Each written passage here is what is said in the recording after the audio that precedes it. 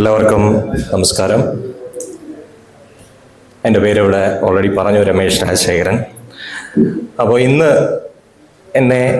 എനിക്ക് ഈ അവസരം തന്ന ഈ വേദിക്ക് ആദ്യം നന്ദി പറയട്ടെ എല്ലാവർക്കും. ഇന്നത്തെ വിഷയം നിർമ്മിത ബുദ്ധിയുടെ ആശങ്കകളെ കുറിച്ചാണ്. പ്രതീക്ഷയും ആശങ്കകളെ കുറിച്ചും ചുരുങ്ങിയ കുറച്ച് സ്ലൈഡുകൾക്കുള്ളിൽ പറയാൻ ശ്രമിക്കാം. അപ്പോൾ നമുക്കൊരു സയൻസ് ക്ലാസ് കഴിഞ്ഞിട്ടിരിക്കുകയാണ്, റെവല്യൂഷൻ്റെ. ഇപ്പോൾ തൽക്കാലം ഒരു സാങ്കേതിക വിദ്യയുടെ ഒരു ക്ലാസ്സും കൂടെ ആവാം.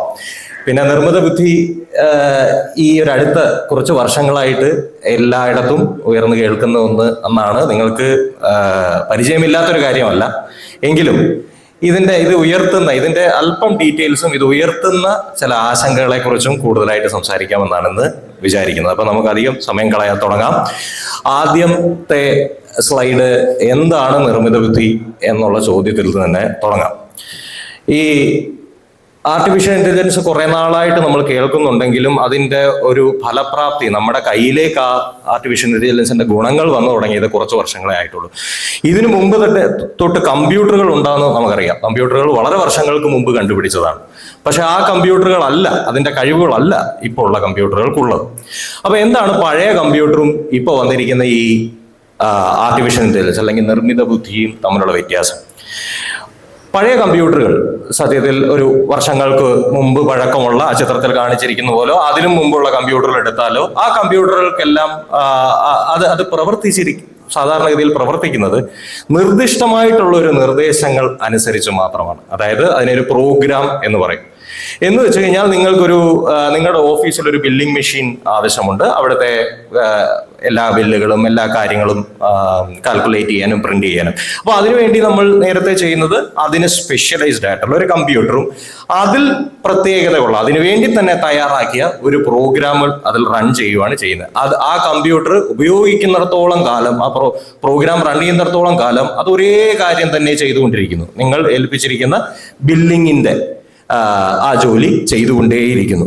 പക്ഷെ അടുത്ത ഇടയ്ക്കായിട്ട് വന്നിട്ടുള്ള മാറ്റം എന്ന് പറഞ്ഞാൽ, ഒന്ന് കമ്പ്യൂട്ടറിന്റെ ഫണ്ടമെന്റലി ഉള്ള അതിന്റെ കഴിവുകൾ വികസിച്ചു. അതിനോടൊപ്പം തന്നെ ഈ നിർദ്ദേശങ്ങൾ അല്ലെങ്കിൽ വളരെ ഫണ്ടമെന്റൽ ആയിട്ടുള്ള ഈ പ്രോഗ്രാമുകളുടെ അതിന്റെ ആ രീതി മാറി. അപ്പൊ ആ പ്രോഗ്രാമുകൾക്ക് പകരമായി ഈ പുതിയ നിർമ്മിത ബുദ്ധിയിൽ പ്രവർത്തിക്കുന്ന കമ്പ്യൂട്ടറുകൾ ആ പ്രോഗ്രാമുകൾക്ക് പകരമായി പ്രോഗ്രാം തന്നെയായ മറ്റൊരു കാര്യമാണ് ഉപയോഗിക്കുന്നത്. അതിനെ അൽഗോരിതം എന്നാണ് വിളിക്കുന്നത്. ഈ അൽഗോരിതവും ഞാൻ നേരത്തെ പറഞ്ഞ നിർദ്ദിഷ്ടമായിട്ടുള്ള നിർദ്ദേശങ്ങളെ പ്രോഗ്രാമുകളും തമ്മിലുള്ള വ്യത്യാസം എന്താണെന്ന് ചോദിച്ചു കഴിഞ്ഞാൽ, ഈ നിർദ്ദേശങ്ങൾ ആദ്യത്തെ ഉള്ള സാധാരണ പ്രോഗ്രാമുകൾ എപ്പോഴും ഞാൻ നേരത്തെ പറഞ്ഞതുപോലെ ഒരേ കാര്യം തന്നെ ചെയ്തുകൊണ്ടിരിക്കത്തുള്ളൂ. ഒരിക്കലും ആ ബില്ലിംഗ് മെഷീനിൽ ഇരിക്കുന്ന ആ പ്രോഗ്രാം നാളെ അത് ബില്ലടിച്ച് നാളെ ക്ലർക്ക് ആവുമെന്നോ അത് കഴിഞ്ഞ് മാനേജർ ആവുമെന്നോ നമുക്ക് പ്രതീക്ഷിക്കാൻ പറ്റത്തില്ല. അല്ലെങ്കിൽ ആ ഒരു കഴിവ് അത് ആർജിക്കുമെന്ന് പ്രതീക്ഷിക്കാൻ പറ്റത്തില്ല.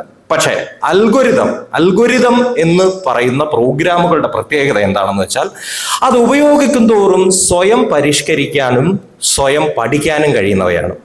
അതെങ്ങനെയാണ് ആ കഴിവ് ആ പ്രോഗ്രാമുകൾക്ക് വന്നത്? അത് നേരത്തെ നമ്മുടെ എവല്യൂഷൻ ക്ലാസ്സിൽ പറഞ്ഞതുപോലെ നമ്മുടെ ഏറ്റവും കോംപ്ലക്സ് ആയിട്ടുള്ള നമുക്കറിയാവുന്ന മെഷീൻ നമ്മുടെ തലച്ചോറാണ്, നമ്മുടെ ശരീരമാണ്. നമുക്കറിയാം ഒരു കമ്പ്യൂട്ടർ, ആദ്യകാല കമ്പ്യൂട്ടറുകൾക്ക് വളരെ ലിമിറ്റഡ് ആയിട്ടുള്ള ആക്സസ് ആവാനുള്ള ഒരു പ്രധാന കാരണം അതിന് സ്വയം കാര്യങ്ങളെ നിർദ്ധാരണം ചെയ്യാൻ കഴിയില്ലായിരുന്നു. മനുഷ്യൻ എന്നുള്ളതിൽ നമ്മുടെ ഏറ്റവും വലിയ പ്രത്യേകത നമുക്ക് സ്വയം കാര്യങ്ങളെ നിർദ്ധാരണം ചെയ്യാൻ കഴിയും എന്നുള്ളതാണ്. അതിന് നമ്മളെ പ്രാപ്തമാക്കുന്നത് തലച്ചോറിന്റെ ഫണ്ടമെന്റലിലുള്ള ഘടനയാണ്. നമ്മുടെ തലച്ചോറുകൾ ഉണ്ടാക്കിയിരിക്കുന്നത് ന്യൂറോണുകളുടെ വലിയ സഞ്ചയങ്ങൾ കൊണ്ടാണ്. ഒരു ന്യൂറോൺ അടുത്ത ന്യൂറോണുമായിട്ട് തൊട്ടില്ല എന്നുള്ള നിലയിൽ കണക്റ്റഡ് ആയിരിക്കുന്നു. ഇവര് തമ്മിലുള്ള വിവര കൈമാറ്റത്തിലൂടെയാണ് നമ്മളുടെ ചിന്തകളും അറിവുകളും വലുതാവുന്നത്. അപ്പൊ നമ്മൾ ഓരോ പുതിയ കാര്യം പഠിക്കുമ്പോഴും ഈ ന്യൂറോണുകൾ മുന്നിൽ നമ്മൾ ആർജിച്ചു വെച്ചിരുന്ന വിവരങ്ങളെ സ്വയം പരിഷ്കരിക്കുകയും ആ പുതിയ അറിവിലേക്ക് നമ്മളെ നയിക്കാനും സഹായിക്കുന്നു ഈ ന്യൂറോണുകൾ. അൽഗോരിതങ്ങൾ അല്ലെങ്കിൽ ആർട്ടിഫിഷ്യൽ ഇന്റലിജൻസിൽ ഉപയോഗിക്കുന്ന അൽഗോരിതങ്ങൾ സത്യത്തിൽ ഈ ഒരു മാർഗത്തിനെയാണ് പിന്തുടർന്നത്.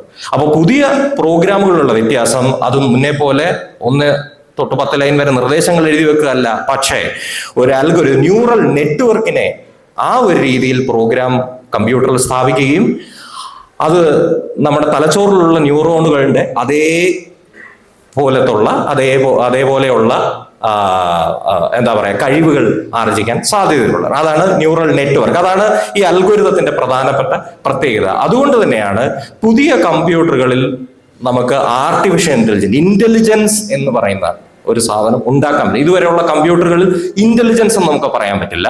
ഇപ്പോഴുള്ള കമ്പ്യൂട്ടറുകൾ അത് സാധിക്കാൻ തുടങ്ങിയത്. അതാണ് ഫണ്ടമെന്റലി ഉള്ള വ്യത്യാസം.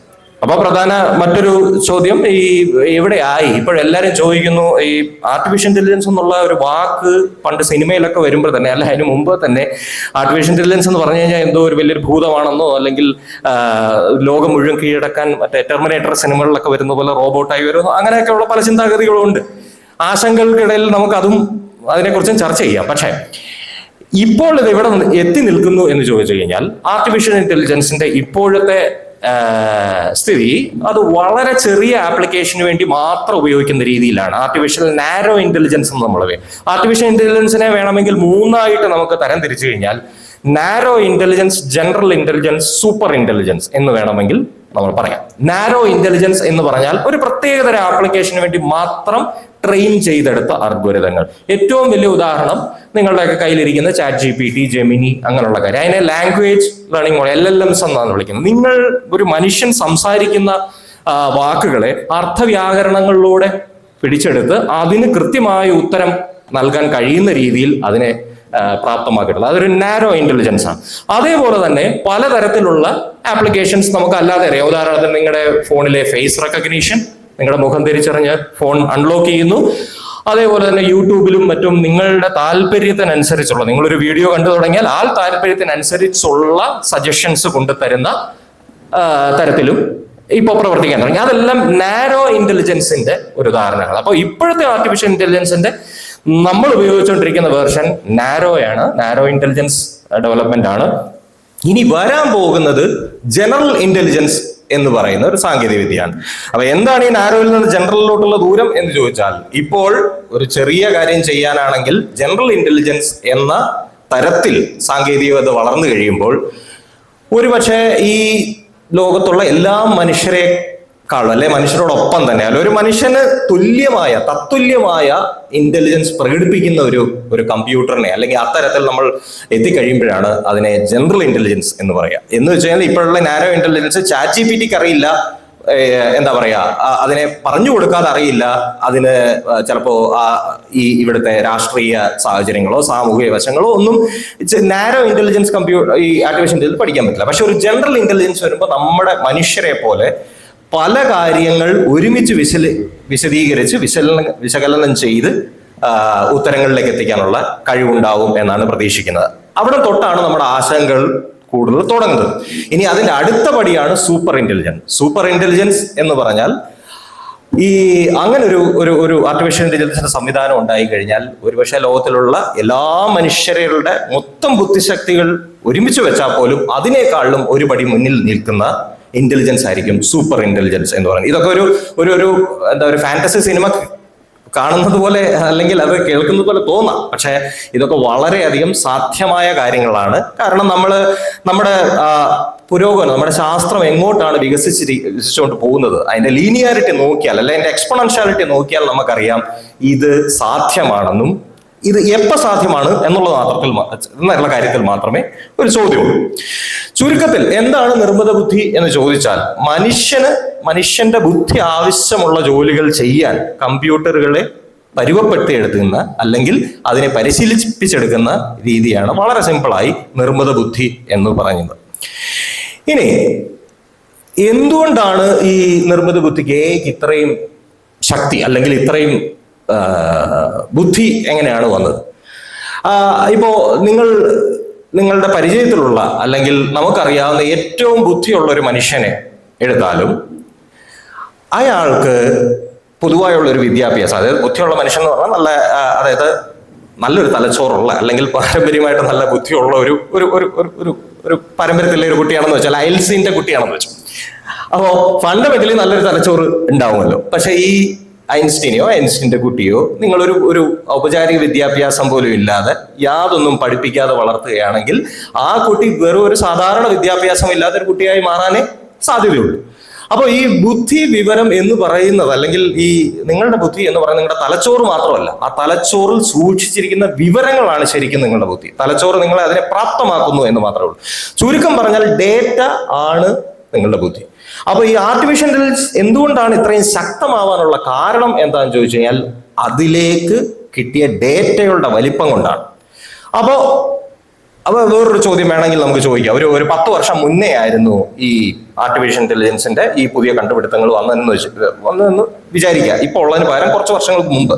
അങ്ങനെയാണെങ്കിൽ ഇപ്പോൾ ഉള്ളതിന്റെ അത്രയും ഇത് വളർച്ച നേടുമായിരുന്നോ എന്ന് എന്നോട് ചോദിച്ചാൽ ഞാൻ ഇല്ല എന്ന് പറയും. കാരണം ഇന്റർനെറ്റിന്റെ ഉപയോഗം വർദ്ധിച്ചതോടുകൂടിയാണ് ഈ AI-യുടെ ശക്തിയും കൂടാൻ തുടങ്ങിയത്. കാരണം ഇന്റർനെറ്റിന്റെ ഉപയോക്താക്കൾ കൂടുന്നതിനനുസരിച്ച് അതിലെ വിവരങ്ങളും, നിങ്ങൾ ഉപയോഗിക്കുന്ന വിവരങ്ങളും, നിങ്ങൾ സൂക്ഷിക്കുന്ന വിവരങ്ങളും എല്ലാം വിവരങ്ങളുടെ വലിയ ഒരു കൂട്ടം AI-ക്ക് പഠിക്കാൻ കിട്ടിയത് കൊണ്ടാണ് അതിപ്പോൾ ഇത്ര ശക്തമായിട്ടിരിക്കുന്നത്. ഈ ഡേറ്റ ഇല്ലായിരുന്നെങ്കിൽ നമുക്കൊരിക്കലും ഇത് അച്ചീവ് ചെയ്യാൻ പറ്റത്തില്ല. അതുകൊണ്ട് തന്നെ നിങ്ങൾ മനസ്സിലാക്കണം, AI-യുടെ ഏറ്റവും പ്രധാനപ്പെട്ട കാര്യം അതിന്റെ ഡേറ്റയാണ്.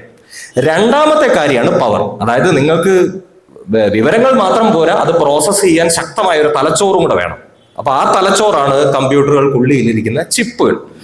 ഈ ചിപ്പുകൾ മുൻപൊക്കെ കൺവെൻഷണൽ ആയിട്ടുള്ള സാധാരണ കമ്പ്യൂട്ടറുകളിൽ നമ്മൾ പ്രോസസർ എന്നൊക്കെ പറയുന്ന ഇന്റലിന്റെയും അങ്ങനെയുള്ള പ്രോസസർ ഉപയോഗിച്ചുകൊണ്ടായിരുന്നു ചെയ്തുകൊണ്ടിരുന്നത്.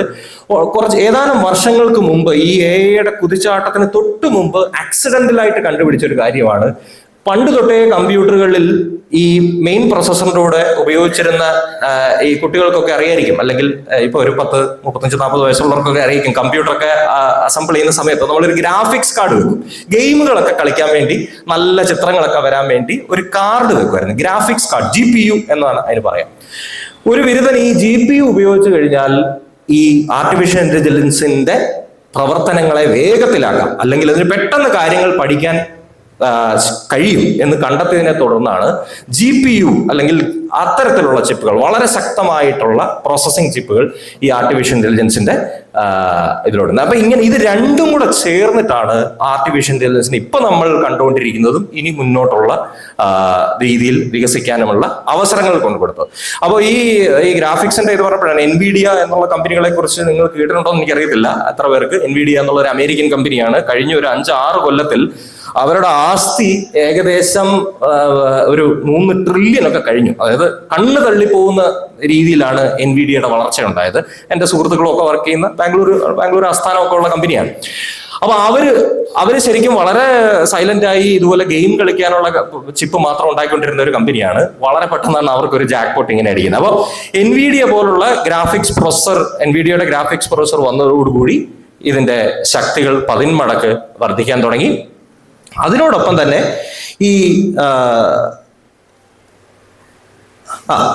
തന്നെ ഈ അൽഗോരിതം, പ്രോഗ്രാമിന് പകരമായിട്ടുള്ള അൽഗോരിതത്തിന്റെ ഉപയോഗവും ഈ ഡേറ്റകളെ എല്ലാം പരിശീലിപ്പിക്കാൻ കഴിയുന്ന, അപ്പോൾ ഉദാഹരണത്തിന് നിങ്ങൾ മെഷീൻ ലേണിംഗ് എന്ന വാക്കുകൾ കേട്ടിട്ടുണ്ടാവാം.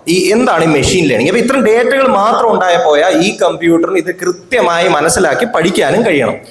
അപ്പൊ അതിനെ ആണ് മെഷീൻ ലേണിംഗ് എന്ന് പറയുന്നത്. മെഷീൻ ലേണിംഗ് ആ വാക്കിൽ തന്നെ അതിന്റെ ഉത്തരം ഉണ്ടെങ്കിൽ, അതിന്റെ അർത്ഥം ഉണ്ടെങ്കിലും, മെഷീൻ ലേണിംഗിൽ എന്താണ് ചെയ്യുന്നത് വെച്ചാൽ നമ്മുടെ ഇത് ട്രെയിൻ ചെയ്യാനുള്ള, അല്ലെങ്കിൽ ഇത്തരത്തിൽ ആർട്ടിഫിഷ്യൽ ഇന്റലിജൻസ് പഠിപ്പിക്കാനുള്ള ഒരു കമ്പ്യൂട്ടറിന്റെ മുന്നിലേക്ക് കുറേ ഡേറ്റകൾ കൊടുക്കുമ്പോൾ ഈ ഡേറ്റകളിൽ നിന്ന് കൃത്യമായി അതൊരു പാറ്റേൺ പഠിച്ചെടുക്കും. അതാണ് ഈ മെഷീൻ ലേണിംഗ് എന്ന് പറയുന്നത്. നിങ്ങൾ ഈ പറഞ്ഞതുപോലെ ഒരു 10,000 നായകളുടെയോ അല്ലെങ്കിൽ 10,000 പൂച്ചകളുടെയോ അല്ലെങ്കിൽ പലതരത്തിലുള്ള മനുഷ്യരുടെ ഡേറ്റ കൊടുത്തു കഴിഞ്ഞാൽ ഈ കമ്പ്യൂട്ടർ ഒന്നൊന്നായിട്ട് ഇത് പഠിച്ചിട്ട് ഇവരെ എങ്ങനെ, അല്ലെങ്കിൽ പട്ടിയെയും പൂച്ചയെയും എങ്ങനെ വേർതിരിച്ചറിയാം, മനുഷ്യനെയും പട്ടിയെയും എങ്ങനെ വേർതിരിച്ചറിയാം, അങ്ങനെയുള്ള ഈ ഡേറ്റകൾ തമ്മിലുള്ള ഡിഫറൻസിന് അതിന് മാത്രം അറിയാവുന്ന രീതിയിൽ ചില വർഗീകരണങ്ങളും പാറ്റേണുകളും ഉണ്ടാക്കുകയാണ് ചെയ്യുന്നത്. അത് ശരിക്കും മനുഷ്യരും അങ്ങനെ തന്നെയാണ് പഠിക്കുന്നത്. ഇപ്പൊ നമ്മളിപ്പോ ഈ പ്രസന്റേഷൻ ഇത്രയും പേര് കേട്ടോണ്ടിരിക്കുകയാണെങ്കിലും ഈ പ്രസന്റേഷൻ കഴിഞ്ഞിട്ട് ഇതിനെക്കുറിച്ചുള്ള ഒരു സംഗ്രഹം ചോദിച്ചാൽ ഓരോരുത്തരും പല വ്യത്യസ്ത രീതിയിലായിരിക്കും അത് പറയുന്നത്. കാരണം ഓരോരുത്തരും മനസ്സിലാക്കുന്നതും രജിസ്റ്റർ ചെയ്യുന്നതും ഓരോ വ്യക്തികളും വ്യത്യസ്തമായിട്ടാണ്. അതുപോലെ തന്നെയാണ് ആർട്ടിഫിഷ്യൽ ഇന്റലിജൻസും.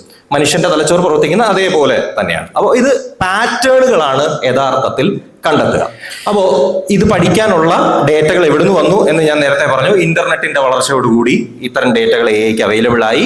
ഈ ഡേറ്റയെ നിരന്തരമായി പഠിച്ച് പാറ്റേണുകൾ മനസ്സിലാക്കി AI അതിന്റെ ശക്തി വളർത്തിക്കൊണ്ടേയിരിക്കുന്നു. അടുത്തത്, എന്നിരുന്നാലും എങ്ങനെയാണ് ഈ ടെക്നോളജി ഇങ്ങനെ ത്വരിതഗതിയിൽ വളരുന്നത്? എന്താണ് അതിന്റെ കാരണം? അതിനൊരു കാരണമുണ്ട്. വളരെ സ്വാഭാവികമായിട്ടുള്ള കാരണമാണ്. അത് പറഞ്ഞാൽ അത് മനസ്സിലാവും. പക്ഷേ ഇതിനകത്ത് ഞാനൊരു പോസിറ്റീവ് ഫീഡ്ബാക്ക് ലൂപ്പ് എന്ന സ്ലൈഡിൽ എഴുതിയിട്ടുണ്ട്. ഇത് റേ കുഴ്സ്വെൽ എന്ന ഒരു ശാസ്ത്രജ്ഞൻ മുന്നോട്ട് വെച്ച ഒരു ആശയമാണ്. അദ്ദേഹം മുന്നോട്ട് വെച്ച ഈ ടെക്നോളജിയുടെ ഗ്രോത്തിനെ കുറിച്ച് ഒരു അഭിപ്രായം ചോദിച്ചപ്പോൾ അദ്ദേഹം മുന്നോട്ട് വെച്ചത് എന്തുകൊണ്ടാണെന്ന് ചോദിച്ചു കഴിഞ്ഞാൽ, ഓരോ പുതിയ കണ്ടുപിടുത്തവും അടുത്ത കണ്ടുപിടുത്തം നടത്താനുള്ള നമ്മുടെ കഴിവിനെ 10 മടങ്ങ് വേഗത്തിലാക്കുന്നുണ്ട്. അതുകൊണ്ട് തന്നെ അദ്ദേഹം അഭിപ്രായപ്പെട്ടത് ഈ സാങ്കേതിക വിദ്യയുടെ വളർച്ച എന്നത് നിങ്ങൾ ഉദ്ദേശിക്കുന്ന പോലെ ഒരു ലീനിയർ ആയിട്ടുള്ള ഒരു ഗ്രാഫ് അല്ല, ക്രമേണ ഉയർന്നു പോകുന്ന ഒരു ഗ്രാഫ് അല്ല, അതൊരു എക്സ്പോണൻഷ്യൽ ഗ്രാഫാണ്. കാരണം ഈ കഴിവുകൾ മെച്ചപ്പെട്ട് സ്വയം പരിഷ്കരിച്ച് വീണ്ടും മെച്ചപ്പെട്ട കണ്ടുപിടുത്തങ്ങൾ കണ്ടെത്തി മുന്നോട്ട് പോകുന്നതുകൊണ്ട് ഇതിന്റെ ഗ്രാഫ് നേരെ കുത്തനെയാണ് പോകുന്നത്. അതായത് ഒരു ഘട്ടം കഴിഞ്ഞാൽ ഇതിന്റെ വളർച്ച കണ്ണഞ്ചിപ്പിക്കുന്ന വേഗത്തിലായിരിക്കും, അല്ലാതെ ക്രമാനുഗതമായിട്ടായിരിക്കത്തില്ല. എങ്ങനെയാണ് ഈ ഫീഡ്ബാക്ക്, പോസിറ്റീവ് ഫീഡ്ബാക്ക് ലൂപ്പ് അല്ലെങ്കിൽ ആ മെക്കാനിസം എങ്ങനെയാണ് വർക്ക് ചെയ്യുന്നത്? ഉദാഹരണത്തിന് ഒരു ആദിമ മനുഷ്യർ ആദ്യമായിട്ട് കണ്ടുപിടിച്ച ഈ ടൂൾ എന്ന് പറയുന്നത് ഈ കല്ലുകൊണ്ട് ചെത്താനുള്ള ഉള്ളി പോലുള്ള ചില ഉപകരണങ്ങളാണ്. അപ്പോൾ ഒരു മനുഷ്യൻ ആദ്യം ഒരു കല്ലുകൊണ്ടുള്ള ഉള്ളി കണ്ടുപിടിച്ചു ആദ്യത്തെ ദിവസം. രണ്ടാമത്തെ ദിവസം അവന് ആ കല്ലുളി കൊണ്ട് അവനൊരു അമ്പുണ്ടാക്കാൻ പറ്റും. മൂന്നാമത്തെ ദിവസം ഈ ഉളിയും അമ്പും കൊണ്ട് അവന് വേട്ടയാടാൻ പറ്റും. അപ്പൊ ഈ ഓരോ ഉപകരണങ്ങൾ കണ്ടുപിടിക്കുന്നതിനനുസരിച്ച് മുന്നോട്ടുള്ള അവന്റെ ആ കണ്ടുപിടുത്തത്തിനുള്ള ആ ഊർജവും അതിന്റെ സാഹചര്യവും കൂടിക്കൊണ്ടിരിക്കും. സ്വാഭാവികമായിട്ടും കുറച്ച് കഴിയുമ്പോൾ അവന് കൃഷി ഉണ്ടാവാം, ആ കൃഷി മൊത്തത്തിൽ മനുഷ്യരെ സഹായിച്ചിട്ടുണ്ടാവാം. അവൻ വീല് കണ്ടുപിടിക്കുന്നു, ചക്രങ്ങൾ കണ്ടുപിടിക്കുന്നു, ആ ചക്രങ്ങളിൽ നിന്ന് വാഹനങ്ങൾ കണ്ടുപിടിക്കുന്നു. അങ്ങനെ മുന്നേ ഉള്ള ഓരോ കണ്ടുപിടുത്തങ്ങളും അടുത്ത കണ്ടുപിടുത്തങ്ങൾക്ക് സഹായകമാകുന്ന ആ ഒരു രീതിക്കാണ് പോസിറ്റീവ് ഫീഡ്ബാക്ക് ലൂപ്പ് എന്ന് അദ്ദേഹം പറയുന്നു.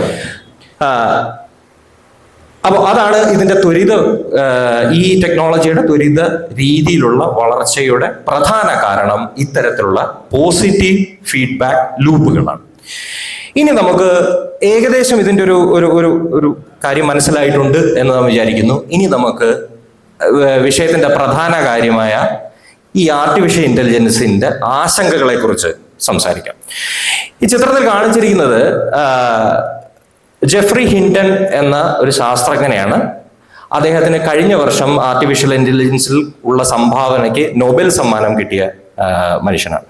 ഇദ്ദേഹം 2024 നൊബേൽ സമ്മാനം കിട്ടിയത്. 2023 വരെ അദ്ദേഹം പലയിടത്ത് ജോലി ചെയ്യുന്നുണ്ടെങ്കിലും ഗൂഗിൾ എന്ന് പറയുന്നത് പ്രധാനപ്പെട്ട ടെക് ടീമിന്റെ വലിയ ഉയർന്ന നിലയിലുള്ള ഒരു സയന്റിസ്റ്റ് തസ്തിക വർക്ക് ചെയ്തുകൊണ്ടിരുന്ന ആളാണ്. അദ്ദേഹം 2023 ജോലി രാജിവെച്ചിട്ട് അദ്ദേഹം പറഞ്ഞത്, ഇനി ആ തസ്തികയിൽ ഇരുന്നു കൊണ്ട് എനിക്ക് മുന്നോട്ട് പോയാൽ എനിക്ക് പറയേണ്ട കാര്യങ്ങൾ ചിലപ്പോൾ സമൂഹത്തിനോട് പറയാൻ പറ്റുമായിരിക്കില്ല. കാരണം ഈ ജോലിയുടെ ഇത്തരത്തിലുള്ള ഒരു കമ്പനിയുടെ കൂടെ നിൽക്കുന്ന ഉത്തരവാദിത്വം അദ്ദേഹം ആ ഒരു കാരണം കൂടെ പറഞ്ഞുകൊണ്ടാണ് അദ്ദേഹം ആ ജോലിയിൽ നിന്ന് രാജിവെച്ചത്. അന്ന് മുതൽ ജെഫ്രി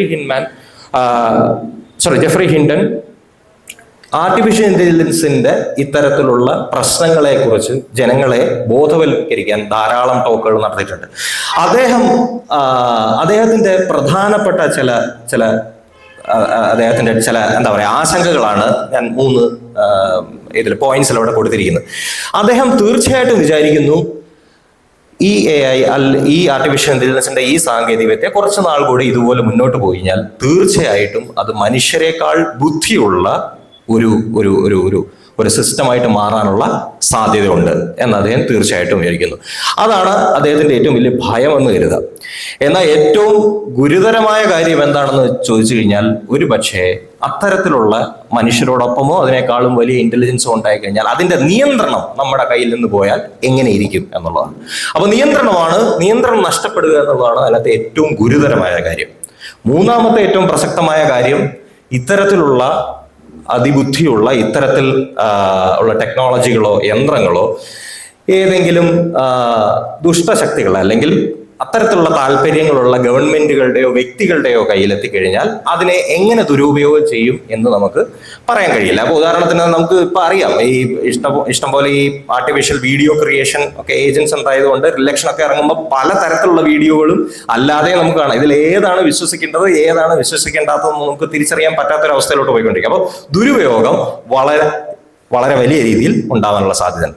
അപ്പോൾ ഈ ജെഫ്രി ഹിൻടന്റെ ഈ പോയിന്റുകളിൽ നിന്ന് നമുക്ക് കൂടുതൽ യഥാർത്ഥ ആർട്ടിഫിഷ്യൽ ഇന്റലിജൻസിന്റെ ആശങ്കകളിലേക്ക് കടക്കാം. ഒന്നാമത്തെ, നിങ്ങൾക്ക് എല്ലാവർക്കും അറിയുന്ന ഒരു ആശങ്കയാണ് നമുക്ക് ആർട്ടിഫിഷ്യൽ ഇന്റലിജൻസ് കൂടുതലായി വരുമ്പോൾ ഉണ്ടാവുന്ന തൊഴിൽ നഷ്ടങ്ങൾ. ഇത് ആർട്ടിഫിഷ്യൽ ഇന്റലിജൻസ് അല്ല, കമ്പ്യൂട്ടർ വരുമ്പോൾ തന്നെ ഈ ഒരു ചീത്തപ്പേരുണ്ട്. കമ്പ്യൂട്ടർ വന്നാൽ തൊഴിൽ നഷ്ടപ്പെടും എന്നുള്ള നിലയിൽ പലതരത്തിലുള്ള സമരങ്ങൾ വരെ നടന്നിട്ടുള്ളതാണ്. പക്ഷേ ആർട്ടിഫിഷ്യൽ ഇന്റലിജൻസിന്റെ കാര്യത്തിൽ അത് കുറച്ചുകൂടെ സീരിയസ് ആണ്. കാരണം ഇത് മനുഷ്യനെ പോലെ ഏകദേശം പ്രവർത്തിക്കാൻ കഴിയുന്ന ഒരു യന്ത്രമായതുകൊണ്ട്. അപ്പോൾ ഇതിലുള്ള ഞാൻ ഉൾപ്പെടുത്തിയിരിക്കുന്ന 4-5 ആശങ്കകൾ അത് എക്കാലത്തെയും ഉള്ള ആശങ്കകളല്ല, ഇപ്പോൾ നമുക്ക് യഥാർത്ഥം എന്ന് ഉറപ്പുള്ള ആശങ്കകൾ മാത്രമേ ഞാനിവിടെ ഉൾപ്പെടുത്തിയിട്ടുള്ളൂ. ഇപ്പോ ഈ വിവരങ്ങളെല്ലാം അതനുസരിച്ചുള്ള ന്യൂസ് വെബ്സൈറ്റുകളിൽ നിന്നും ഒക്കെ എടുത്തിട്ടുള്ളതാണ്. അപ്പൊ 1-2 ഉദാഹരണം പറഞ്ഞ് നമുക്ക് പോവാം. അതായത് ഈ ഒരു 2023 സമയത്താണ് ഇതിനെക്കുറിച്ച് ഒരു വൈഡായിട്ടൊരു വാർത്ത വരുന്നത്. ഈ വാർത്ത ഞാൻ അന്ന് വായിച്ചിരുന്നതായിട്ട് എനിക്ക് ഓർമ്മയുണ്ട്. ഗാർഡിയനിൽ ഒരു അനാബൽ ബീൽസ എന്നൊരു 49-കാരി UK ഒരു സ്ത്രീ ഒരു ലേഖനം എഴുതിയിരുന്നു. അതായത് അവർ വളരെ ആഗ്രഹിച്ച് നേടിയ ഒരു ജോലി ഉണ്ടായിരുന്നു. ആ ഒരു സ്ഥാപനത്തിലെ പൂന്തോട്ടത്തിനെ കുറിച്ചും ചെടികളെ കുറിച്ചും ഒക്കെ ഒരു റൈറ്റപ്പ് എഴുതുന്ന കണ്ടന്റ് റൈറ്റർ ആയിട്ടുള്ള ജോലി. അവർ ആ ജോലിക്ക് കയറി ആദ്യത്തെ 1-2 മാസങ്ങൾ വളരെ നന്നായിട്ട് പോയി. പിന്നെ ക്രമേണ ജോലി കുറയുന്നതായിട്ട് അവർക്ക് മനസ്സിലായി തുടങ്ങി. ഒരു ദിവസം അവരുടെ മാനേജർ അപ്പുറത്ത് നിന്ന് സംസാരിക്കുന്നവർക്ക് കേൾക്കാനിടയായി. അതായത് പുതിയൊരു കണ്ടന്റ് എഴുതേണ്ടി വന്നപ്പോൾ എടുത്ത ChatGPTക്ക് കൊടുക്കാൻ പറയുന്നത് കേട്ടു. 8 മാസത്തിനുള്ളിൽ ഇവരുടെ ജോലി നഷ്ടപ്പെട്ടു. വേറൊരു ടോട്ടലി ഡിഫറെന്റ് ആയ മറ്റൊരു ജോലിക്ക് ഈ അനുഭവം ഗാർഡിയനിൽ എഴുതിയിരുന്നു. ആ അനുഭവത്തിനോട് ഒപ്പം തന്നെ ധാരാളം പേരുടെയും അനുഭവങ്ങൾ അന്ന് അതിനെക്കുറിച്ച് ആ പത്ര റിപ്പോർട്ടിൽ ഉണ്ടായിരുന്നു. അതേപോലെ തന്നെ 2023 ഹോളിവുഡിൽ ഒരു വലിയ സമരം നടന്നു. റൈറ്റേഴ്സ് ഗിൽഡ്, അതായത് അവിടുത്തെ എഴുത്തുകാരുടെ കൂട്ടായ്മ ഒരു സമരം നടത്തി. എന്താണെന്ന് വെച്ച് കഴിഞ്ഞാൽ ഞാൻ നേരത്തെ പറഞ്ഞ ChatGPT പോലുള്ള നാരോ ഇന്റലിജൻസ്, അതായത് LLM ലാംഗ്വേജ് ലേണിംഗ് മോഡൽസ്, നിങ്ങളുടെ ഭാഷ മനസ്സിലാക്കാൻ പറ്റുന്ന ഇത്തരത്തിലുള്ള സാധനങ്ങൾ വന്നതിൽ പിന്നെ നിങ്ങളുടെ ഡേറ്റകൾ, അല്ലെങ്കിൽ നിങ്ങൾക്ക് ഇപ്പോൾ ഒരു തിരക്കഥയുണ്ട്, ആ തിരക്കഥ തിരുത്തണമെങ്കിലോ ആ തിരക്കഥയിൽ മോഡിഫിക്കേഷൻ വരുത്തണമെങ്കിലോ അതിൽ എന്തെങ്കിലും സജഷൻസ് വരുത്തണമെങ്കിലോ ഒക്കെ AI ഉപയോഗിക്കാം എന്നുള്ള നിലയിലായി. അപ്പൊ അവർക്ക് ഒരു ഭയം വന്നു, പൂർണ്ണമായിട്ടും എഴുത്തുകാരുടെ ജോലി അങ്ങ് പോകുമോ എന്നുള്ളത്. അതുകൊണ്ട് അവരൊരു സമരം ഏകദേശം വിജയിച്ചു എന്ന് വേണേൽ പറയാം. കാരണം പിന്നെ ഹോളിവുഡിലെ പല പ്രൊഡക്ഷൻ കമ്പനികൾക്കും സമ്മതിക്കേണ്ടി വന്നു AI ഉപയോഗിച്ചാലും ഇവരുടെ മുഴുവൻ ശമ്പളം കൊടുക്കും എന്നൊക്കെയുള്ള. ഇത് ലോകത്തിൽ പല ഇടത്ത് നടന്നില്ല. അതിനോടൊപ്പം തന്നെയാണ് നമുക്ക് അറിയാം, ഇപ്പം ഒരു ആർട്ട് ഫോം കണ്ടു കഴിഞ്ഞാൽ, ഒരു ചിത്രം കണ്ടു കഴിഞ്ഞാൽ അത് AI വരച്ചതാണോ അതോ മനുഷ്യൻ വരച്ചതാണോ എന്നൊക്കെ പറയാൻ ഇപ്പം ഭയങ്കര പാടാണ്. അപ്പൊ സർഗാത്മകമായിട്ടുള്ള പല കാര്യങ്ങൾക്കും AI ഇപ്പോൾ തന്നെ ഒരു വെല്ലുവിളിയാണ്. തൊഴിൽ നഷ്ടങ്ങൾ എന്നുള്ളത് യഥാർത്ഥമാണ്. രണ്ടാമത്തെ ഏറ്റവും വലിയ ആർട്ടിഫിഷ്യൽ ഇന്റലിജൻസിന്റെ ഒരു പ്രശ്നമാണ് പക്ഷപാതം. അത് കുറച്ചുകൂടെ വിശദമായിട്ട് പറഞ്ഞു കഴിഞ്ഞാൽ, നമ്മൾ ഈ AI എങ്ങനെയാണ് ബുദ്ധി ഉണ്ടാക്കുന്നത് നമ്മൾ പറഞ്ഞല്ലോ. നമ്മൾ കൊടുക്കുന്ന ഡേറ്റ, അതിലെ പാറ്റേണുകൾ മനസ്സിലാക്കിയിട്ടാണ് ഇവ ഓരോ പുതിയ കാര്യങ്ങളും പഠിക്കുന്നത്. അപ്പൊ നമ്മൾ ഈ കൊടുക്കുന്ന ഡേറ്റയിൽ തന്നെ എന്തെങ്കിലും തരത്തിലുള്ള പക്ഷപാതപരമായ കാര്യങ്ങൾ ഉണ്ടെങ്കിൽ തീർച്ചയായും ആ കമ്പ്യൂട്ടർ പഠിക്കുന്നതും അത് തന്നെയായിരിക്കും. അതിന് അനവധി ഉദാഹരണങ്ങൾ ഉണ്ടായിട്ടുണ്ട്. ഇപ്പോ അതില് അല്പം പ്രശസ്തമായിട്ടുള്ള ഒരു കാര്യം ആദ്യമേ അങ്ങ് പറയാം. അതായത് അൺമാസ്കിംഗ് AI എന്ന ബുക്ക് എഴുതിയ ജോയി എന്നൊരു വനിത ഉണ്ടായിരുന്നു.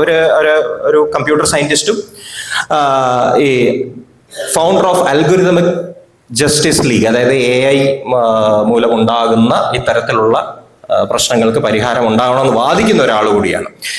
അവർ ഒരിക്കൽ MIT എന്ന സർവകലാശാല ഉണ്ടാക്കിയ ഒരു ഫേസ് റെക്കഗ്നീഷൻ ആപ്പ് ടെസ്റ്റ് ചെയ്യാറ്. അപ്പൊ ഇവരൊരു കറുത്ത വർഗ്ഗക്കാരിയാണ്. ഇവര് എങ്ങനെ ആപ്ലിക്കേഷന്റെ മുന്നിൽ പോയിരുന്നിട്ടും ഇവരെ ഒരു മനുഷ്യനായിട്ട് അത് ഡിറ്റക്ട് ചെയ്യുന്നില്ല, അത് മനുഷ്യന്റെ മുഖമായിട്ട് ഡിറ്റക്ട് ചെയ്യുന്നില്ല. അപ്പൊ അവരെന്ത് ചെയ്തു, അവര് മുഖത്ത് കുറച്ച് എന്താ പറയാ ഒരു മാസ്ക് എന്നോ അല്ലെ ഫേസ് പാക്ക് എന്നോ അങ്ങനെയൊക്കെ ഇടാം.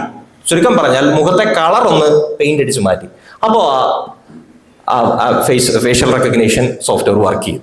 കാരണം എന്താണെന്ന് ചോദിച്ചു കഴിഞ്ഞാൽ ആ ഫേഷ്യൽ റെക്കഗ്നീഷൻ സോഫ്റ്റ്വെയർ ഉണ്ടാക്കിയിരിക്കുന്നത് മനുഷ്യന്റെ മുഖത്തെ തിരിച്ചറിയാനാണെങ്കിലും അതിനെ പരിശീലിപ്പിക്കാൻ ഉപയോഗിച്ച ഡേറ്റ മുഴുവൻ എടുത്തിരിക്കുന്നത് വെളുത്ത വർഗ്ഗക്കാരിൽ നിന്നായിരുന്നു. അപ്പൊ ആ വെളുത്ത വർഗ്ഗക്കാരിൽ നിന്നുള്ള ആ ഡേറ്റയുടെ ബയാസ് സ്വാഭാവികമായിട്ടും ഈ കമ്പ്യൂട്ടർ പ്രോഗ്രാമിലും കയറി പറ്റിയിട്ടുണ്ട്. ഇത് നിറത്തിന്റെ കാര്യത്തിൽ മാത്രമല്ല, അവര് അന്ന് പറഞ്ഞൊരു കാര്യമുണ്ട്, പവർ ഓഫ് ഷാഡോ. അതായത് നിറം മാത്രമല്ല, സാമൂഹികമായിട്ടുള്ള എല്ലാ മുൻവിധികളും, വ്യവസ്ഥാപിതമായിട്ടുള്ള ഒഴിവാക്കലുകളും, അധികാരഘടനകളും, പുരുഷാധിപത്യം, അങ്ങനെയുള്ള എല്ലാ കാര്യങ്ങളും ഒരു പക്ഷേ ഒരു AI മെഷീൻ പഠിച്ചെടുക്കാൻ കാരണമുണ്ട്. കാരണം അത് നിങ്ങൾ കൊടുക്കുന്ന ഡേറ്റയിലെ പാറ്റേൺ മാത്രമാണ് ശ്രദ്ധിക്കുന്നത്. നിങ്ങൾ കൊടുക്കുന്ന ഡേറ്റയിൽ പക്ഷപാതം ഉണ്ടെങ്കിൽ അത് തീർച്ചയായും അതിലും ഉണ്ടാവും. ഇതിന് അനവധി ഉദാഹരണങ്ങളാണുള്ളത്. അത് ഈ ഫേഷ്യൽ റെക്കഗ്നീഷൻ മാത്രമല്ല, പല പത്ര റിപ്പോർട്ടുകളിലും റീസെന്റ് ആയിട്ടുള്ള പല കാര്യങ്ങളും നോക്കിക്കഴിഞ്ഞാൽ അത് ജോലിയില്, ബാങ്കില്, നിയമത്തില് ഒക്കെ അതിനെ സ്വാധീനിക്കുന്നുണ്ട്. ഉദാഹരണത്തിന് ജോലിയുടെ കാര്യം പറയാനാൽ ആമസോൺ എന്ന് പറയുന്ന കമ്പനി അവരുടെ മുന്നിലേക്ക് വരുന്ന ജോലിയുടെ ആപ്ലിക്കേഷനുകളെ തരംതിരിക്കാൻ വേണ്ടിയിട്ട് ഒരു ആർട്ടിഫിഷ്യൽ ഇന്റലിജൻസ് ചെറിയൊരു പ്രോഗ്രാം ഉണ്ടാക്കി. പക്ഷെ അത് കുറച്ച് വർക്ക് ചെയ്ത് കഴിഞ്ഞപ്പോഴാണ് ഒരു കാര്യം മനസ്സിലാക്കിയത്, അത് 80% പുരുഷന്മാരെയാണ് സെലക്ട് ചെയ്യുന്നത്, സ്ത്രീകളെ റിജക്റ്റ് ചെയ്യുന്നു. കാരണം പരമ്പരാഗതമായിട്ട് ഒരുപക്ഷെ ആ കമ്പനി കൊടുത്ത ഡേറ്റ വെച്ചിട്ടോ കൂടുതൽ 80% പുരുഷന്മാരായിരിക്കും ജോലി ചെയ്തിട്ടുണ്ടാവുക. അപ്പോൾ ഞാൻ നേരത്തെ പറഞ്ഞ ആ AI മെഷീൻ പാറ്റേൺ റെക്കഗ്നൈസ് ചെയ്തപ്പോൾ സ്ത്രീ എന്നുൾപ്പെട്ടാൽ അതൊരു നെഗറ്റീവ് മാർക്കായി കണക്കാക്കാൻ തുടങ്ങി. കാരണം ഇപ്പൊ കൂടുതൽ കഴിവുള്ളവർ പുരുഷന്മാരാണ് എന്നുള്ള നിലയിലേക്ക് അത് കൃത്യമായിട്ട് ആ ഡേറ്റയുടെ കുഴപ്പമാണ്. അതുപോലെ തന്നെ ബാങ്കിൽ എനിക്ക് തോന്നുന്നു 2019 തൊട്ട് ഏകദേശം കുറേ വർഷങ്ങളിലെ ഈ ബാങ്ക് ലോണിന്റെ ആപ്ലിക്കേഷൻസ് അത് ഫിൽട്ടർ ചെയ്യാൻ പല ബാങ്കുകളും AI സഹായം അമേരിക്കയിൽ എടുത്തിരുന്നു. അപ്പൊ ഈ 2019 തൊട്ടുള്ള പല ആപ്ലിക്കേഷൻ എടുത്ത് പരിശോധിച്ചു കഴിഞ്ഞപ്പോൾ അതിനകത്ത് നമുക്ക് മനസ്സിലായത്, നിങ്ങളൊരു ബ്ലാക്ക് ആണോ, നിങ്ങളുടെ ആപ്ലിക്കേഷൻ ഫോം തള്ളിപ്പോവാൻ 80% സാധ്യതയുണ്ട്. നിങ്ങളൊരു ഇന്ത്യൻ ആണോ, ഒരു 50% സാധ്യതയുണ്ട്, ഇന്ത്യനോ ഏഷ്യനോ ആണെങ്കിൽ. നിങ്ങളൊരു ഒരു മെക്സിക്കൻ ആണെങ്കിൽ അതൊരു 40% കുറയും. അപ്പൊ ഇത്തരത്തിൽ കാരണം അത് ആ ഹിസ്റ്റോറിക്കൽ ഡേറ്റ എടുത്ത് അതിനെ പഠിച്ചപ്പോൾ ഒരു പക്ഷേ കൂടുതൽ ആപ്ലിക്കേഷൻ എടുത്തിട്ടുണ്ട്, അല്ലെ ബാങ്ക് ലോൺ എടുത്തിട്ടുണ്ടാവുന്നത് അമേരിക്കയിൽ വെളുത്ത വർഗ്ഗക്കാർ തന്നെയായിരിക്കാം. പക്ഷെ കമ്പ്യൂട്ടർ പഠിച്ചു വെച്ചത് വേറൊരു തരത്തിലുള്ള നിർദ്ധാരണമാണ്. അതായത് വെളുത്ത ആളാണെങ്കിൽ പെട്ടെന്ന് ലോൺ കൊടുക്കുക, കറുത്ത ആളാണെങ്കിൽ കൊടുക്കണ്ട എന്നുള്ള രീതിയിലാണ് അവ പഠിച്ചു വെച്ചത്. അതുപോലെ തന്നെ നിയമത്തിലും ഇപ്പോൾ അതിന് കുറെ റെസ്ട്രിക്ഷൻ വന്നിട്ടുണ്ട്. എങ്കിലും ഞാൻ മുമ്പ് ചില പ്രസന്റേഷനിൽ പറഞ്ഞിട്ടുണ്ടായിരുന്നു, ഒരു സമയത്ത് ഈ ക്രിമിനൽ റെസിഡ്യൂസം എന്ന് പറയുന്നത്, അതായത് കുറ്റം ചെയ്യാൻ എത്രത്തോളം സാധ്യതയുണ്ട്, ഒരാൾ ഭാവിയിൽ കുറ്റം ചെയ്യാൻ എത്രത്തോളം സാധ്യതയുണ്ട് എന്ന് പഠിക്കാൻ വേണ്ടിയിട്ടും ഇതുപോലൊരു അൽഗോരിതം ഉണ്ടാക്കിയിരുന്നു. പക്ഷേ അത് കുറച്ചുനാൾ വർക്ക് ചെയ്തപ്പോഴാണ് മനസ്സിലായത് അത് കറുത്ത വർഗ്ഗക്കാരെ മുൻവിധിയോടുകൂടിയാണ് കണ്ടിരുന്നത്. കാരണം മുന്നേ ഉള്ള ക്രിമിനൽ റെക്കോർഡ്സും മറ്റുള്ള കാര്യങ്ങളൊക്കെ അത് പഠിച്ചപ്പോൾ അങ്ങനെയാണ് തോന്നിയത്. അപ്പോൾ നിയമത്തിലും ഒക്കെ ഇതിന്റെ പക്ഷപാതം നമ്മൾ കാണുന്നുണ്ട്. മൂന്നാമത്തെ ഏറ്റവും വലിയ പ്രശ്നമാണ് സ്വകാര്യത എന്തായാലും വലിയ പ്രശ്നമാകുമല്ലോ. കാരണം ഞാൻ നേരത്തെ പറഞ്ഞതുപോലെ ഈ AI പഠിപ്പിക്കാൻ ഉപയോഗിക്കുന്നത് മിക്കവാറും എല്ലാം നിങ്ങൾ കൊടുക്കുന്ന ഡേറ്റ തന്നെയാണ്. നിങ്ങൾ നിങ്ങളുടെ ഫേസ്ബുക്കിലോ മറ്റിടത്തോ അല്ലെങ്കിൽ അതുപോലുള്ള പല ആപ്ലിക്കേഷനിലോ കയറുമ്പോഴോ വിസിറ്റ് ചെയ്യുമ്പോഴോ ഫോട്ടോ ഷെയർ ചെയ്യുമ്പോഴോ ഒക്കെ ഈ വിവരങ്ങൾ എടുത്തിട്ടാണ് ഇതിനെ ട്രെയിൻ ചെയ്യാൻ ഉപയോഗിക്കുന്നത്. അപ്പം വളരെ സിമ്പിളായിട്ട് പറഞ്ഞാൽ നിങ്ങളുടെ സ്വകാര്യ വിവരങ്ങൾ തീർച്ചയായും ഇവർ ഉപയോഗിക്കുന്നുണ്ട്. ഇത് നേരിട്ട് അവർ ഇപ്പോൾ നിങ്ങളുടെ വാട്സാപ്പിൽ ചിലപ്പോൾ ഒരു മെസ്സേജ് കാണും, end-to-end encrypted, ഒരു ഏതെങ്കിലും ഒരു മെസ്സേജ് ആയിരിക്കും അടിയിൽ വരാം. അത് വാട്സാപ്പ് വാഗ്ദാനം ചെയ്യുന്ന എന്താണെന്ന് വെച്ചാൽ, നിങ്ങളുടെ ഫോണിൽ ഒരു മെസ്സേജ് എടുത്ത് സെൻഡ് ബട്ടൺ ക്ലിക്ക് ചെയ്യുന്ന ആ നിമിഷം തന്നെ നിങ്ങളുടെ ഫോണിൽ തന്നെ ആ ഡേറ്റയെ, നിങ്ങൾ അയക്കുന്ന മെസ്സേജിനെ മറ്റൊരു കോഡ് ഭാഷയിലാക്കി മാറ്റുകയും അത് സെർവർ വഴി കറങ്ങി ഉപയോഗിക്കുന്ന ആളുടെ ഫോണിൽ എത്തിയാൽ മാത്രമേ അത് തിരിച്ച് വായിക്കാവുന്ന രീതിയിൽ അതിനെ ഡിക്രിപ്റ്റ് ചെയ്യത്തുള്ളൂ എന്നാണ് അത് തരുന്ന വാഗ്ദാനം. അതിന്റെ അർത്ഥം വാട്സാപ്പ് പോയി നിങ്ങളുടെ മെസ്സേജ് തുറന്നു നോക്കുന്നില്ല എന്നൊക്കെ തന്നെ ഉള്ളൂ. പക്ഷേ ഇതിനകത്തിരിക്കുന്ന ഡേറ്റ ഉപയോഗിക്കുന്നില്ലയോ എന്നുള്ളത് നിങ്ങൾക്ക് പറയാൻ പറ്റത്തില്ല. കാരണം ഈ എൻക്രിപ്റ്റ് ചെയ്യുന്നത് കമ്പ്യൂട്ടറാണ്. ആ കമ്പ്യൂട്ടറിന് വേണേൽ അതിന്റെ പാറ്റേൺ കണ്ടെത്താം. ഈ വിവരങ്ങൾ അതിനെ സ്വയം വായിക്കാൻ വേണ്ടിയിട്ട് അതിനുപയോഗിക്കാം. പക്ഷെ നിയമപരമായി നോക്കുമ്പോൾ കമ്പനി നിങ്ങളുടെ മെസ്സേജ് വായിക്കുന്നില്ല എന്ന് തന്നെ മനസ്സിലാക്കേണ്ടി വരും. അപ്പൊ സ്വകാര്യതയുടെ ആദ്യത AI എന്ന് പറയുന്നത് വളരെ ഡേറ്റ ഹംഗ്രിയാണ്. AIക്ക് ആ ബുദ്ധി കിട്ടണമെങ്കിൽ അതിന്റെ ഭക്ഷണം ഡേറ്റയാണ്. പിന്നെ സാധാരണ പറഞ്ഞ പോലെ നിങ്ങളുടെ സോഷ്യൽ മീഡിയയിലുള്ള ഡേറ്റകളൊക്കെ എടുക്കാം. അതിനൊരു ഉദാഹരണം പറയുകയാണെങ്കിൽ, കുറച്ച് വർഷങ്ങൾക്ക് മുമ്പ് ക്ലിയർ വ്യൂ AI എന്ന് പറയുന്ന ഒരു അമേരിക്കൻ കമ്പനി ഉണ്ടായിരുന്നു. ആ കമ്പനി ഒരു സ്റ്റാർട്ടപ്പ് കമ്പനിയാണ്. ആ കമ്പനി എന്താണ് ചെയ്യുന്നത് പറഞ്ഞാൽ, നിങ്ങളുടെ സോഷ്യൽ മീഡിയ പ്രൊഫൈലിലൊക്കെ ഉള്ള നിങ്ങളുടെ ഫോട്ടോകളെ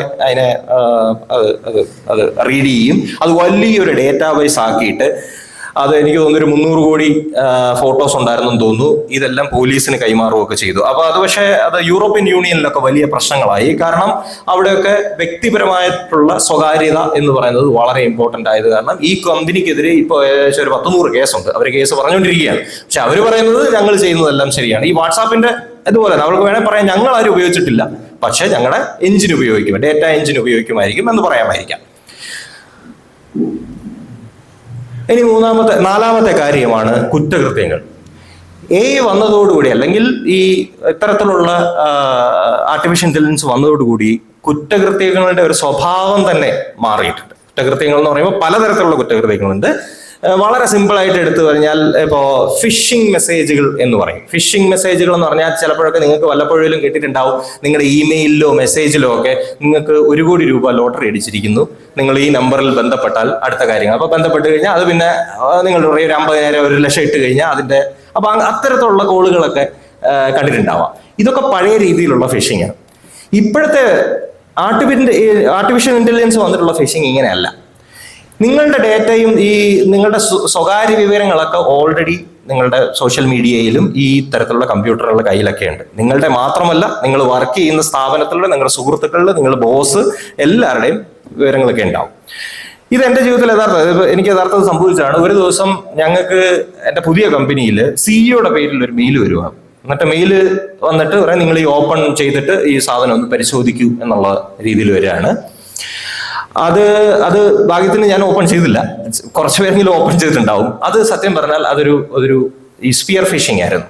അത് ഞങ്ങളുടെ സിഇഒയുടെ വിവരങ്ങൾ ഒരു പക്ഷേ സോഷ്യൽ മീഡിയയിൽ നിന്നോ മറ്റോ എടുത്തിട്ട് അദ്ദേഹത്തിന്റെ പേരിൽ ഒരു ഇമെയിൽ ID ഉണ്ടാക്കി നിങ്ങളുടെ ഇമെയിൽ IDയിലേക്ക് നിങ്ങളുടെ പ്രൊജക്റ്റോ നിങ്ങളുടെ ഏതെങ്കിലും ചെയ്തുകൊണ്ടിരിക്കുന്ന വിവരങ്ങൾ ചേർത്തൊരു മെയിൽ അയക്കുകയാണെങ്കിൽ അതിന് വിശ്വാസ്യത ഭയങ്കര കൂടുതലാണ്. നിങ്ങളെ തുറന്നു നോക്കാനുള്ള സാധ്യത ഒരു 99% ഇപ്പോൾ ഇങ്ങനെയാണ് കുറ്റകൃത്യങ്ങളുടെ പോക്ക്. നിങ്ങൾക്ക് ഒരു കാരണവശാലും മനസ്സിലാക്കാനോ അല്ലെങ്കിൽ പണ്ടുള്ളതിനേക്കാളും കൂടുതൽ ജാഗരൂകമായിട്ടിരിക്കേണ്ടി വരും.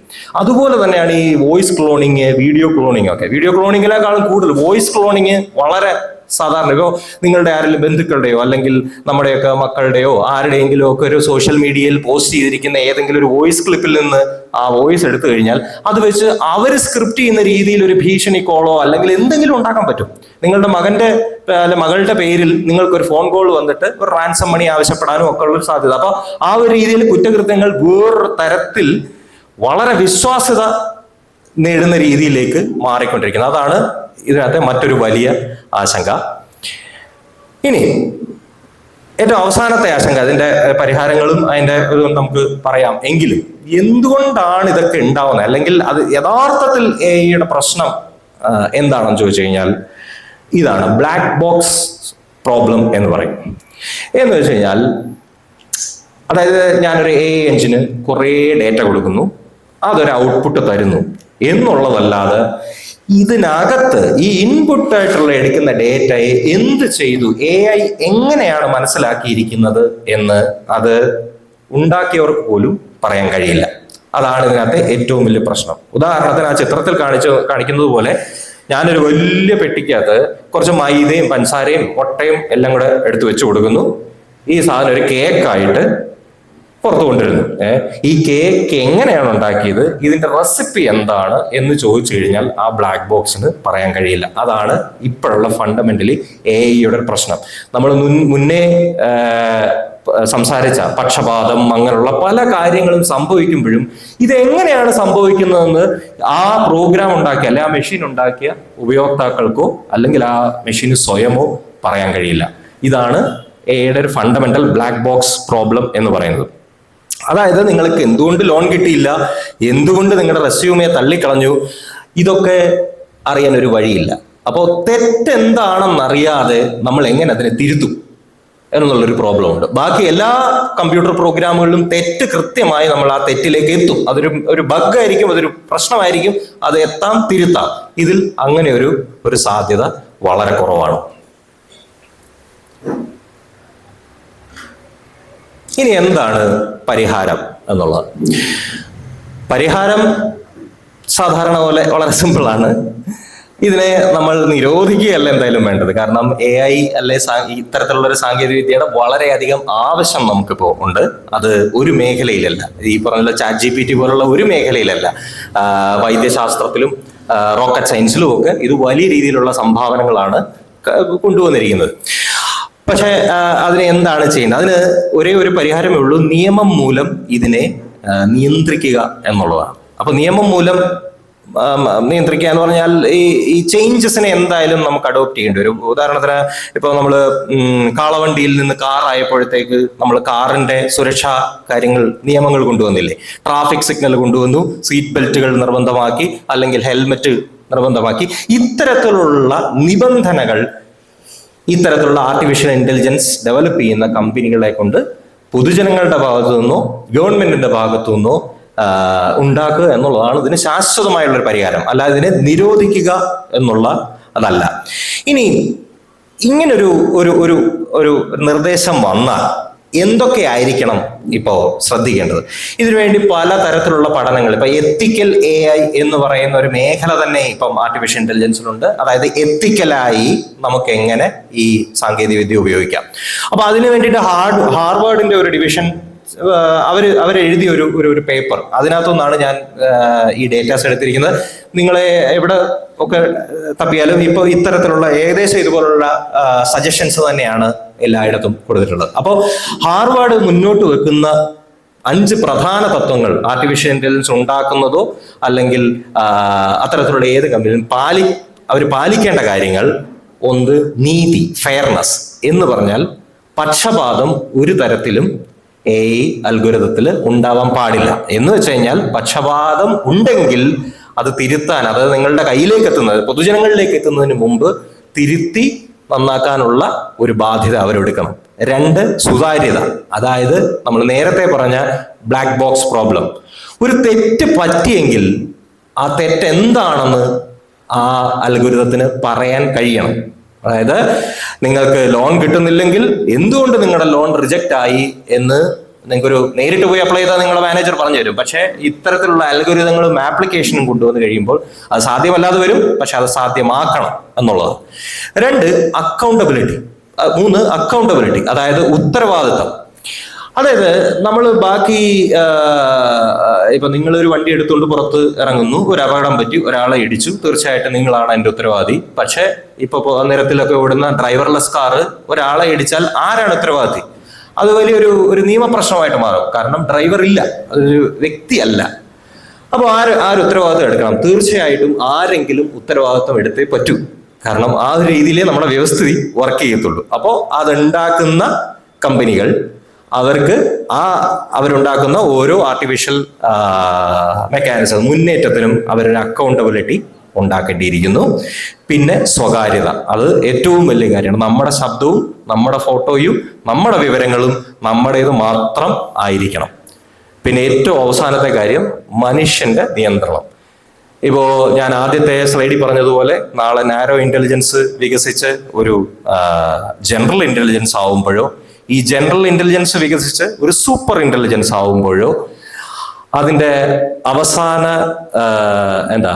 തീരുമാനമെടുക്കാനുള്ള കഴിവ് മനുഷ്യന്റെ കയ്യിൽ തന്നെ ഉണ്ടാവണം എന്നാണ് തത്വത്തിൽ പറയുന്നത്. പക്ഷെ സൂപ്പർ ഇന്റലിജൻസ് ഒക്കെ വന്നു കഴിഞ്ഞാൽ, സൂപ്പർ ഇന്റലിജൻസിനെ കുറിച്ച് ചിന്തിച്ചിട്ടുണ്ടോ എന്ന് എനിക്കറിയത്തില്ല. നമ്മുടെ ഇപ്പൊ നിങ്ങൾ ആലോചിക്കുകയാണെങ്കിൽ എന്താണ് നമ്മുടെ ബുദ്ധിശക്തിയുടെ ലിമിറ്റ് എന്ന് ചോദിച്ചു കഴിഞ്ഞാൽ അത് നമ്മുടെ തലച്ചോറ് തന്നെയാണ്. തലച്ചോറിന്റെ സൈസ് അല്ലെ അതിനകത്ത് ശേഖരിച്ചിരിക്കുന്ന വിവരങ്ങൾ, ഇതാണ് നമ്മുടെ ഒരു ലിമിറ്റേഷൻ. പക്ഷേ കമ്പ്യൂട്ടറിന് അങ്ങനെ ഒരു ലിമിറ്റേഷൻ ഇല്ല. നാളെ എനിക്ക് എത്ര വലിയ പ്രോഗ്രാമുകൾ എഴുതാം, അതിനനുസരിച്ച് ശക്തമായ കമ്പ്യൂട്ടറുകൾ കൊണ്ടുവരാൻ സാധിക്കാം. അതായത് അങ്ങനെ ഒരു ലിമിറ്റേഷൻ കമ്പ്യൂട്ടറിന്റെ കാര്യത്തിലില്ല. അപ്പൊ നാളെ എന്നേക്കാൾ ബുദ്ധിയുള്ള ഒരു കമ്പ്യൂട്ടർ, അല്ലെ നമ്മളെക്കാൾ ബുദ്ധിയുള്ള ഒരു കമ്പ്യൂട്ടർ നിലവിൽ വന്നു കഴിഞ്ഞാൽ നമ്മുടെ ഏത് ഉയർന്ന ബുദ്ധിക്കും യാതൊരു വിലയില്ലാതായി പോകും. കാരണം നമ്മളെക്കാൾ ഒരുപടി കൂടുതൽ മുന്നിൽ ചിന്തിക്കുന്നവരായിരിക്കും അത്തരത്തിലുള്ള സൂപ്പർ ഇന്റലിജന്റ് മെഷീൻസ്. ഇപ്പോൾ ഉദാഹരണത്തിന് ഞാൻ നിങ്ങളുടെ അടുത്തൊരു ചോദ്യം ചോദിക്കുക, അതായത് മഞ്ഞയുടെ 4ാമത്തെ ഡയമെൻഷൻ എന്തുവാ എന്ന് ചോദിച്ചു കഴിഞ്ഞാൽ നിങ്ങൾ പലരും വരും ഇത് എന്ത് ചോദ്യമാണ്, എന്ത് മണ്ടൻ ചോദ്യമാണ്. കാരണം അല്ലെങ്കിൽ തന്നെ നമ്മൾ ഈ സ്പേസ് ടൈം 3 ഡയമെൻഷൻ ഒക്കെ XYZ 3 ഡയമെൻഷൻ ഒക്കെ നമ്മൾ പഠിച്ചിട്ടുണ്ടാവും. 4th ഡയമെൻഷനെ കുറിച്ച് ചിന്തിക്കാൻ തന്നെ പറ്റില്ല. അപ്പോഴാണ് നിറങ്ങൾക്ക് അങ്ങനെ ഡയമെൻഷൻ ഉള്ളതുപോലും അറിയത്തില്ല. പക്ഷേ നാളെ സൂപ്പർ ഇന്റലിജന്റ് ആയിട്ടുള്ള ഒരു കമ്പ്യൂട്ടറിനടുത്ത് നിങ്ങൾ ഈ ചോദ്യം ചോദിക്കുകയാണെങ്കിൽ അതിനെ നിർദ്ധാരണം ചെയ്യാൻ കഴിയും. കാരണം നിങ്ങളെക്കാൾ ബുദ്ധി അതിനുണ്ട്. അതിന് ആ നിറങ്ങളെ ചിലപ്പോൾ പല ഡയമെൻഷനായി മനസ്സിലാക്കാനും അതിന് ഈ പ്രപഞ്ചത്തിനോടുള്ള ബന്ധവും വേറൊരു രീതിയിൽ അതിന് അവതരിപ്പിക്കാൻ കഴിയും. അതായത് നമുക്ക് ഇതുവരെ കണ്ടെത്താൻ കഴിയാത്ത വലിയ ചോദ്യങ്ങൾ, ഈ പ്രപഞ്ചത്തിനെ കുറിച്ചുള്ള ചോദ്യങ്ങൾ, നമ്മളെക്കുറിച്ചുള്ള നമ്മുടെ ജെനറ്റിക്സിനെ കുറിച്ചുള്ള ചോദ്യങ്ങളൊക്കെ ഒരുപക്ഷെ നിമിഷ നേരത്ത് അതിന് ഉത്തരം പറയാൻ കഴിയും. അതുകൊണ്ട് തന്നെ ഇപ്പൊ അത്തരത്തിലുള്ള 1-2 കമ്പ്യൂട്ടറുകൾ തമ്മിൽ സംസാരിച്ചുകൊണ്ടിരിക്കുമ്പോൾ അവർക്ക് തമ്മിൽ വേണേ ഒരു കൂടുഭാഷയും അവർക്ക് തമ്മിൽ ചില എഗ്രിമെന്റുകളും ഉണ്ടാക്കാം. വളരെ ഇൻഫീരിയർ ആയിട്ടുള്ള ബുദ്ധി കുറഞ്ഞ നമ്മൾ അതിന്റെ നിയന്ത്രണം ഏറ്റെടുത്തില്ലെങ്കിൽ നമ്മളെ തന്നെ അതിന് മറ്റൊരു രീതിയിൽ അതിന്റെ അതിന് ഇപ്പൊ ജനറൽ ഇന്റലിജൻസ് ആവുമ്പോൾ തന്നെ നിങ്ങൾ മനസ്സിലാക്കണം, ഒരു കമ്പ്യൂട്ടറിന് ഏകദേശം മനുഷ്യനെ പോലുള്ള ചിന്തിക്കാനും ഒരു എന്താ പറയാ ഒരു വ്യക്തി എന്നുള്ള ഒരു പേഴ്സണൽ ആയിട്ടുള്ള ഒരു ഭാവം വരികയാണ്. അപ്പൊ പേഴ്സണലായിട്ടും വ്യക്തിപരമായിട്ടും അത് ചിന്തിക്കാൻ തുടങ്ങിക്കഴിഞ്ഞാൽ അത് അതിനെ തന്നെ സംരക്ഷിക്കുന്ന രീതിയിൽ പല നിയന്ത്രണങ്ങളും അല്ലെങ്കിൽ പല കാര്യങ്ങളും എടുത്തേക്കാം. അപ്പോ ഇതാണ് 5 പ്രധാന തത്വങ്ങള്. ഇതോടുകൂടി ഞാൻ ഈ പ്രസന്റേഷൻ നിർത്തുകയാണ്. Thank you.